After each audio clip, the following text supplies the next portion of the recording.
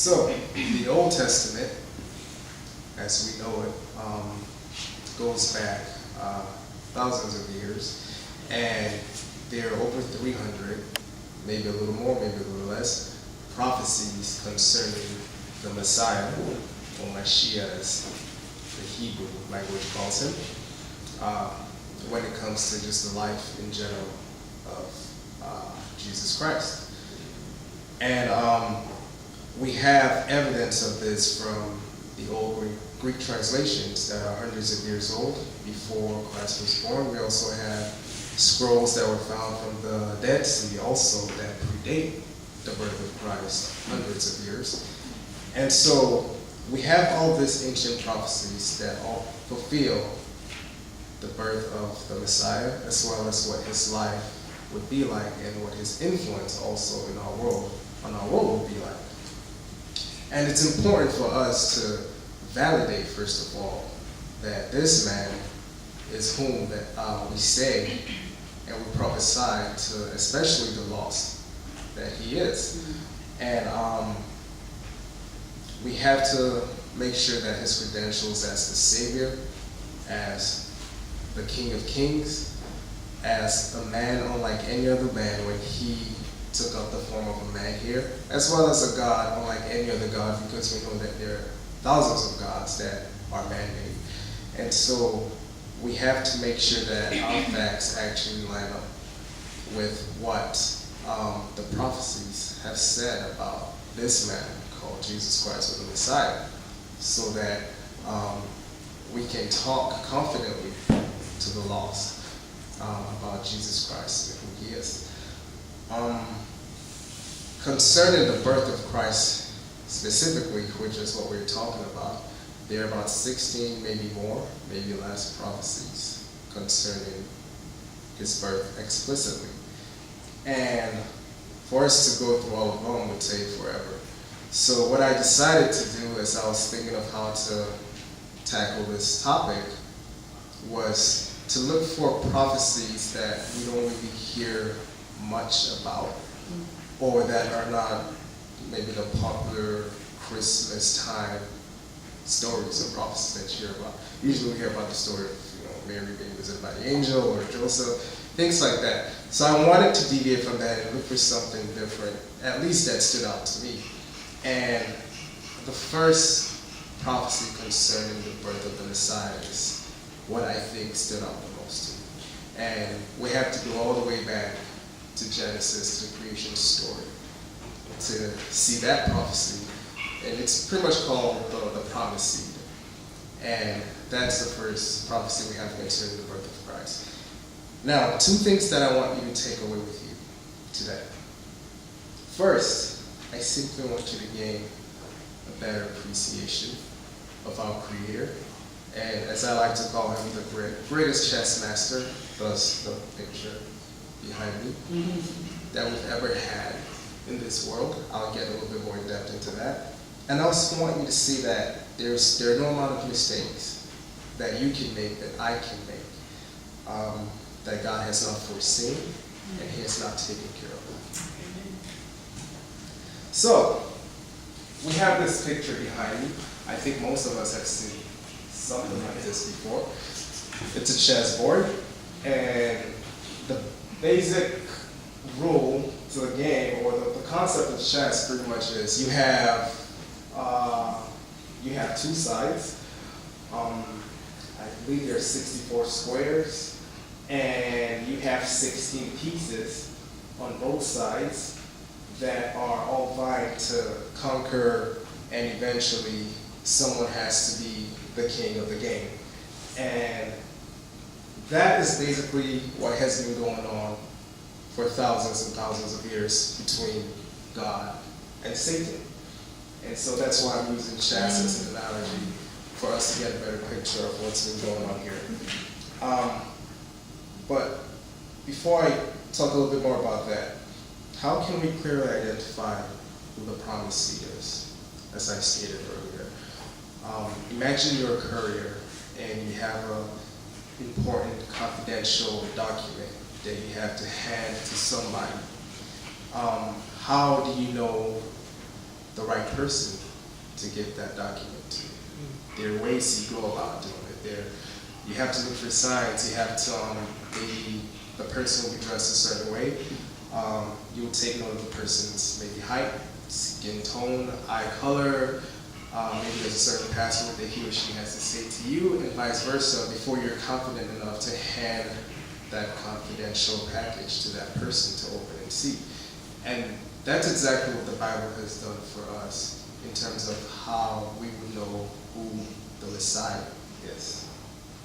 And so, now using our Bible as our roadmap, we will climb into our little history time machines and go back about 7,000, maybe more, maybe less, probably more, years into the Garden of Eden, which is where our topic starts. The fall of mankind. So we all know the story of the Garden of Eden, and we have Adam, we have Eve, we have God, we have everything that he created, living perfectly in harmony, in unison in the Garden of Eden. Everything seemed to be going well. Now, from a human standpoint, since we're all human beings, I would like to say this is where the chess game begins, even though we know that prior to humans coming to the picture, the game had already started. But for our sake, we would say it started right at the Garden of Eden. So, Lucifer makes his first move. And you gotta admit, it was a pretty devastating move. I don't know if there was any move more damaging than the first move that Lucifer made. In this board game of chess, celestial board game of chess, Adam and Eve listened to him, and he convinced them to eat the forbidden fruit. And of course, we're still feeling the effects of that up until this very day and moment. And so what were some of the consequences of their actions? Whereas man and woman had life, now death came into the picture. I was thinking about it, the fact that this body and your body was actually meant to live forever. That's pretty fascinating when you think about it. Your heart, your lungs, your liver, your kidneys were made to live forever. But then because of the decision of Adam and Eve, well, God decided to, okay, you can't live forever anymore, at least not in this body. But even with that, you were still able to live 2, 3, 4, 5, 6, 7, 8, 900 years with the same heart, lung, kidneys, and everything. And then, of course, God again dumbed it down a little bit, and it's 78 years now. But it's just fascinating to think about this body, which is withering, was actually meant to last a lot longer. But these were some of the consequences of the decision that Adam and Eve made. Whereas there was joy and pleasure, now pain was introduced into the picture. That was another consequence of their actions. Whereas there was perfect fellowship with God and each other, we now have alienation, fear, blaming, and hiding. And so even though God was disappointed and he was angry, I'm sure, he already began to make his counter move to the move that Lucifer had made. And what will God's move be? That would be in Genesis chapter 3, verse 15. So very early into reading of our Bible, we'll see God's counter move in the promised seed. So Genesis 3:15 says, "And I will put enmity between you and the woman, and between your seed and her seed. He shall bruise you on the head, and you shall bruise him on the heel." So in this verse, we have the sign of the promised seed. This is often called the proto-evangelium, or the first flicker of the gospel. And it is only a broad generalization without a lot of detail, but it is the foundation for the many promises and the beginning of many road signs that follow down the pathway of Scripture. And one thing I want you to take note, Genesis 3:15, God was addressing the serpent. He was not addressing you or I. And to get an understanding, we have to go a verse earlier to verse 14. And it is part of a sentence of judgment passed on one who is both the enemy of God and of man. So though it contains in seed form a promise for mankind, it is more directly a sentence of judgment on the serpent. And though Genesis 3:15 contains great hope for mankind, we also saw that word enmity between your seed and her seed. And so this first road sign of prophecy is cradled in a warning of great conflict, as well as foreshadowing the great struggle that will go on between man and also Lucifer. So I'll then fast forward a little bit more to the story of the birth of Cain and Abel. And as a human being, and although I can't get pregnant, I do not have the ability to get pregnant, I can only imagine that most parents, mothers specifically, who are carrying children would probably have certain questions in their minds, like, I wonder what this child would be like, I wonder what he or she would look like, what would their strengths be, what would their weaknesses be, things like that. So I don't think it's far-fetched to imagine Eve probably think to herself, I wonder if Cain would be the promised seed that would kind of make amends for the mess that Adam and I did. I don't think it's far-fetched to imagine her having such thoughts. It's only natural as humans. But of course, it doesn't take too long for us to find out that, well, okay, maybe it wasn't Cain. And then Abel comes into the picture. And Abel is looking like, okay, this man might be the potential, either one or maybe his bloodline might be the bloodline that would carry, that seed of the promised seed. And then again, we see Satan thinking ahead and trying to make his moves to counter whatever moves that God is making. And Cain eventually murders his brother Abel due to jealousy and a whole bunch of things like that. So instantaneously, Cain is kind of whisked out of the picture. He departs out of the presence of the Lord. And of course, Abel is dead. So it kind of looks like we have a stalemate going on right now. And so the question is, what next? And for that, again, we'll have to move a few hundred years again. Well, actually, no. I don't know how long between the death of Cain and Abel, rather, and the birth of Seth. But the next move will be the birth of Seth, pretty much. And that will be Genesis chapter 4, verses 25 and 26. So Adam had relations with his wife, and she gave birth to a son, and she named him Seth. And she said, God has appointed me another offspring in place of Abel, for Cain killed him. And to Seth, to him also a son was born, and he called him Enosh. Then man began to call upon the name of the Lord. Now Seth is from a Hebrew word which means to set, to place, to appoint.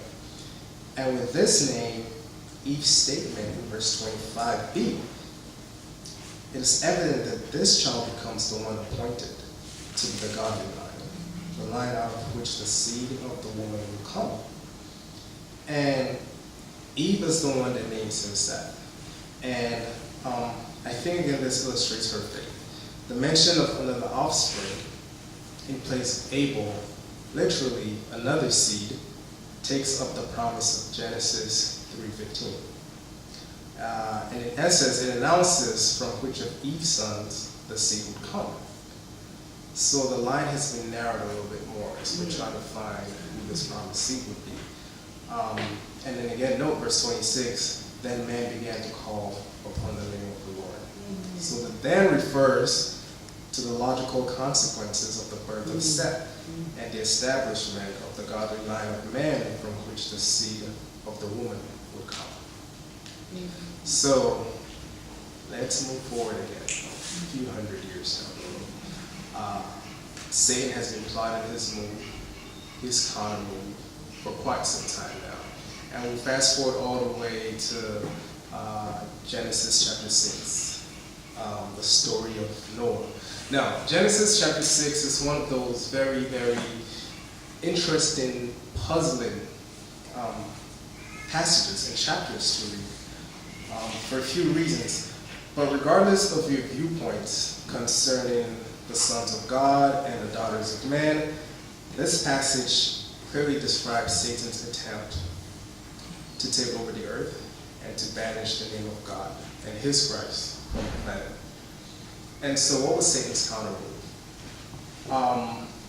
We all know what happened prior to the creation of the world, where a third of the angels were kicked out of heaven after Lucifer tried to overthrow God.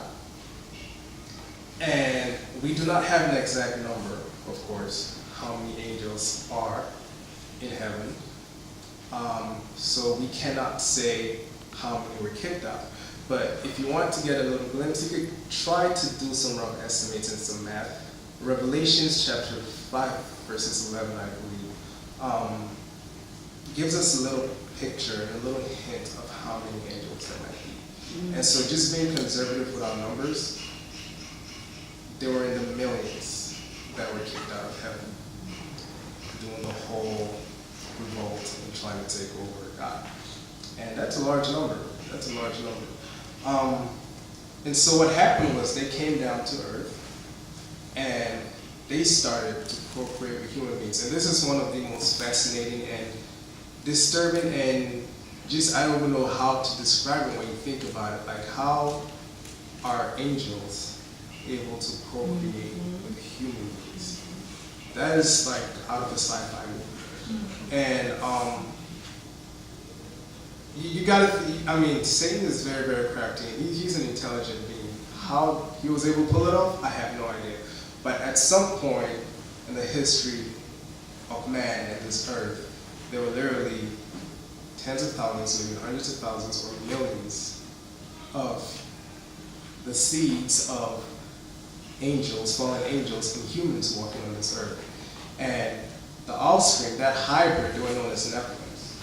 And these guys were anywhere from 9 feet in height to 40 feet. I don't know how tall the roof is. I have no idea, but this has got to be maybe under 40 or about 40 or maybe over 40. I'm not sure. But so you can imagine beings this tall, you know, from the shortest being 9 feet to that height, and even taller, walking this earth. And they were in the thousands, maybe even millions, like I said. And so that's got to be an intimidating picture to look at. And so they were powerful, they were intelligent, they were feared, and they were responsible for corrupting the human gene.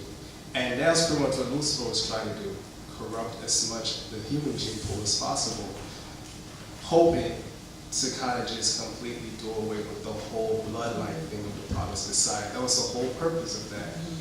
And the only way for that to cease was by the flood.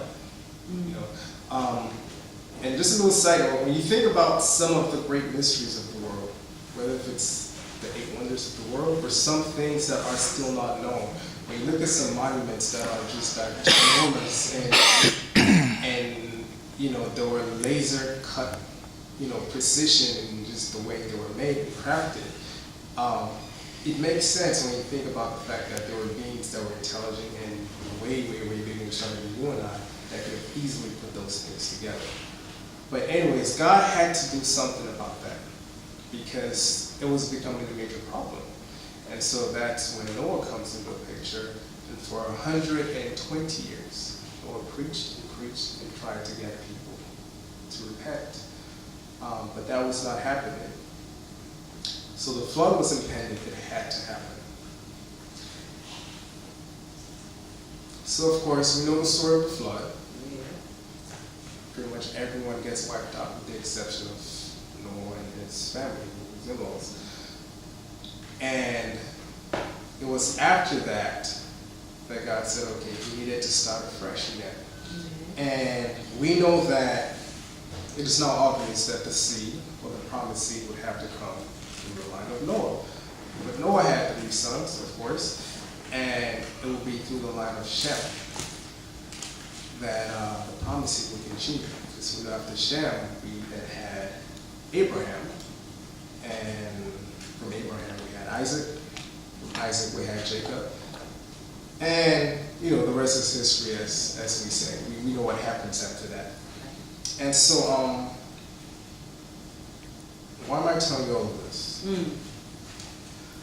Again, like I said, it's really, really, really cool to know that we have a God who, first of all, is a master at what he does. And so, although there have been plenty of battles that seem to have been lost, it was all for a reason. And those of you who play chess know this.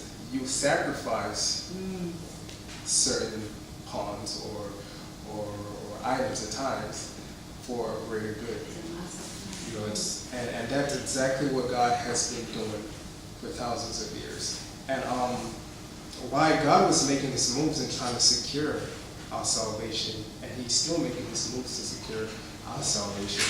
Satan was also making his moves and trying to secure our destruction. And the battle is still raging.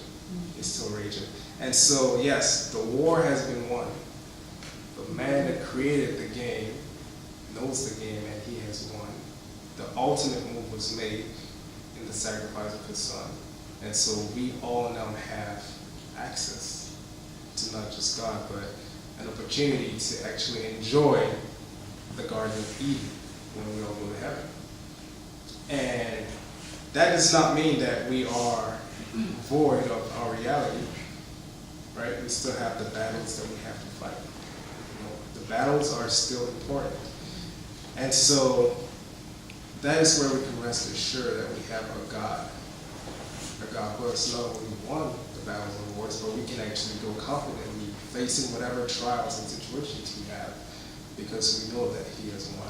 So whether if it's a struggle in our life that we've been constantly defeated, you need to look at this board and know that your struggle and your story has been written already. And as long as you have God, then there's really nothing to worry about. You can play this game fearlessly and not worry, as long as you have and you put your trust in God. And so, to conclude this message, the prophecy about the birth of Christ, again, as I said, is not only connected to the prophecy of our salvation, but to the prophecy of you being an overcomer because Jesus Christ is in you. And he has won. And so as we think about this season of Christmas, and as we listen to the stories of the birth of Christ, again, just have this picture that everything that happened, God did it even before he created the world, even before he created the angels. And so it's good to know that you don't have to go to sleep. I don't have to go to sleep worrying about anything, because the author of your life, of my life, is still on the throne. Amen. He's in charge. And so we really have a reason to be happy and be joyful. Not just in the month of December or December 25th specifically, but every day, because we are the children of God. And he's for us, and because he's for us, who can be against us, right?